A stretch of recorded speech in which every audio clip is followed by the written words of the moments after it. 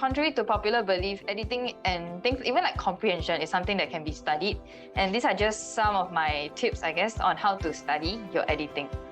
So as you're given this stack of 50 exercises, right, you are also given your answer key.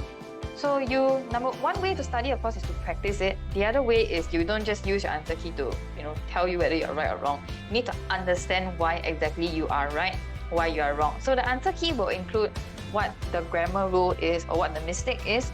So go and learn the right grammar rules and go and remember it.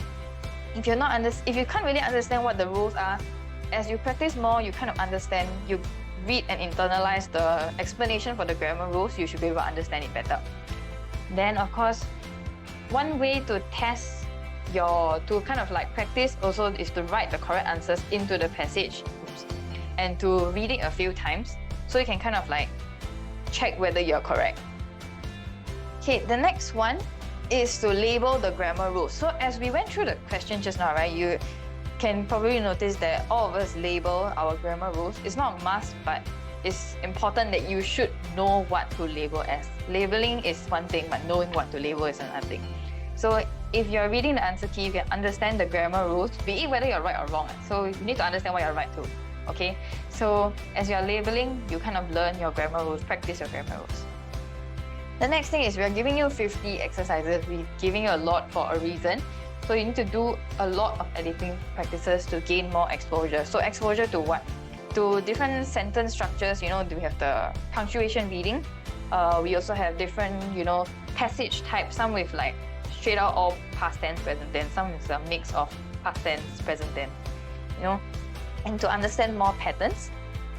And when you're practicing, you should be intentional. You need to know that you need to be intentional in practicing your speed and accuracy. So speed, how do you practice it? Very simple. Just take your smartphone, your tablet, laptop, put a timer like what we did just now, and then just time how long you take to finish one editing practice. As you practice, you get faster and faster because your reading speed gets faster. You pick up things faster as well. But of course, speed is one thing. You can't do it fast and get everything wrong because that doesn't help you. So you need to know how to practice your accuracy as well. So go and learn your grammar rules, okay, like we mentioned just now. And as you do more, you get more exposure. Naturally your grammar rules will come into your mind better. Then, of course, develop your own SOP. So like what the three of us did, we read the first sentence and the last sentence, but some of you might choose to read the whole passage a few times first. Some of you might also have different ways how you troubleshoot when you have 3 or 4 blanks. As usual, right, you'll get more than enough blanks than you should need. Okay? And then, of course, you can depend on your sound correct if and only if your grammar is strong. So one way to really tell, one of the telltale signs is that 90% of all the 50 exercises we give you, right, you get about 8 to 10 marks. So it's almost everything, you can get everything correct. And yeah, okay? So that being said, right, in order to know whether your grammar is strong, you really need to practice more. Read more editing passages as well so that you really get like full exposure. And then of course, you can realize more patterns in editing questions.